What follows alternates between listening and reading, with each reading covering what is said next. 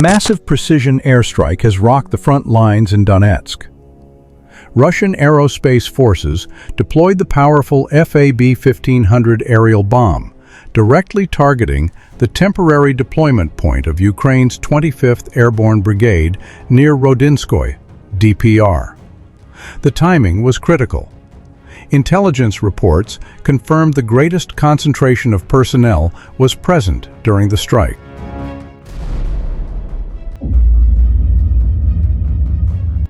In the war-scarred plains of Donetsk, a thunderclap tore through the skies. Not from a storm, but from a 1,500-kilogram instrument of destruction. A Russian Su-34 fighter bomber streaked overhead and released its deadly payload, the FAB-1500. Seconds later, the earth shook near the settlement of Rodinskoye in the DPR. A temporary deployment point of Ukraine's elite 25th Airborne Brigade was wiped off the map in an instant. This wasn't a random act of war. This was a precision strike, a calculated assault based on real-time intelligence executed at the exact moment of Ukraine's maximum troop concentration. The target had been tracked, the timing was intentional, and the result was devastating. The FAB-1500 is no ordinary bomb. It's a high-explosive air-dropped munition capable of demolishing fortified positions, bunkers, and large troop gatherings. With a warhead weighing over 1,100 kilograms, this bomb can destroy everything within a 200-meter blast radius. It doesn't just hit, it obliterates. What makes the FAB-1500 even more lethal today is its integration with UMPK, Universal Planning and Correction Module kits. These kits transform it into a glide bomb, allowing Russian aircraft to drop it from a safe distance, far outside the reach of Ukrainian air defenses. Once released, it silently glides toward its target with satellite-guided precision. This strike wasn't blind. It was guided by a network of ISR assets, drones like the Zala, satellites, and electronic reconnaissance systems. Russian forces had been monitoring the movement of the 25th Airborne Brigade for days. When intelligence confirmed a high concentration of personnel at the temporary base near Rodinskoye, the opportunity was seized. UAVs provided live video feed, confirmed GPS coordinates, and passed real-time data to command centers. This allowed the Su-34 strike package to deploy the FAB-1500 with near-pinpoint accuracy.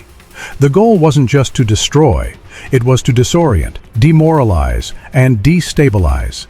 Rodinskoye isn't just another village on the map.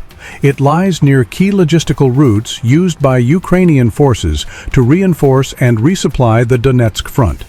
By targeting troop concentrations there, Russian forces aimed to weaken Ukraine's ability to project power in the region.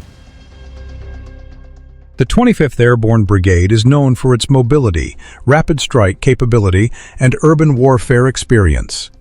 Hitting its personnel while they were static, at a deployment point no less, is both a tactical win and a blow to morale. It sends a chilling message: nowhere is safe.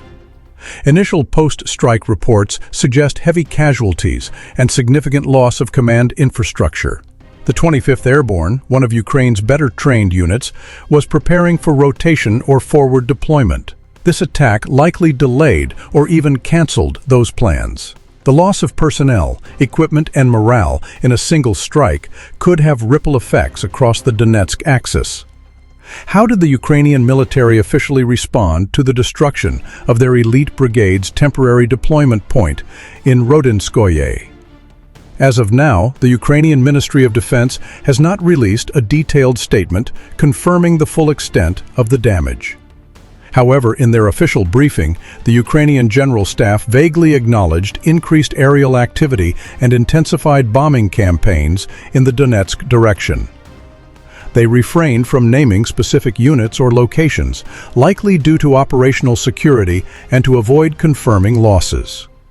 Unofficially, several Ukrainian military bloggers and open-source intelligence channels have confirmed that the area around Rodinskoye experienced a major blast consistent with a high-yield aerial bomb. Photos and thermal satellite imagery suggest significant destruction. Morale-focused language from Ukrainian command hints that the loss was acknowledged internally, but external communications remain tight-lipped to maintain public confidence. Moreover, the FAB-1500 isn't just a weapon, it's psychological warfare. Troops now know that even behind the lines, they're vulnerable. With Russia increasing its use of glide bombs and leveraging better intelligence, forward bases, staging points, and HQs are now high-risk zones. This strike reveals a clear evolution in Russian airstrike doctrine. Gone are the days of random saturation bombing. In 2025, Moscow relies on precision, real-time intel, and strategic timing. Their use of heavy glide bombs, from FAB-500s to the monstrous FAB-1500, signals a shift toward high-yield, low-risk warfare. By pairing advanced bombs with ISR networks, Russia is reclaiming air dominance, not just in the skies, but on the battlefield below. Ukrainian forces, meanwhile, are forced to adapt. Camouflage, mobility, and dispersion are no longer optional. They're survival strategies. What countermeasures might Kyiv take after suffering heavy losses from the FAB-1500 strike? Kyiv is expected to adapt in several key ways. First, Ukrainian forces will likely increase the decentralization of their troop deployments to avoid further mass casualty strikes. The use of hardened shelters, camouflage netting, and more mobile command posts may also increase. Additionally, there's a growing push within Ukrainian military circles to fast-track the deployment of counter-UAV and counter-glide bomb technologies, including jamming systems, decoys, and rapid-response SHORAD, short-range air defense units. Kyiv could also respond through retaliatory strikes using HIMARS or long-range drone attacks on Russian staging areas, fuel depots, or airfields. Politically, the incident will fuel internal and external pressure to reinforce Ukraine's air defense grid, especially along the Donetsk axis. Does Ukraine have air defense systems capable of intercepting glide bombs like the FAB-1500 with UMPK kits? Unfortunately, Ukraine currently lacks a robust solution to intercept glide bombs like the FAB-1500, equipped with UMPK kits. These bombs are typically dropped from standoff ranges, far outside the reach of most frontline air defense systems.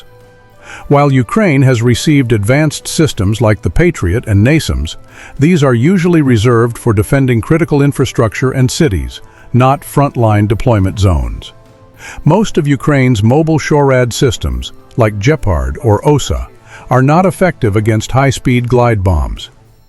The real challenge is that these bombs are dropped from high altitude and silently glide for dozens of kilometers before impact, making interception incredibly difficult without advanced radar coverage and multi-layered interception networks. Ukraine's best defense right now is prevention, reducing target visibility, dispersing forces, and using mobility to avoid static positions.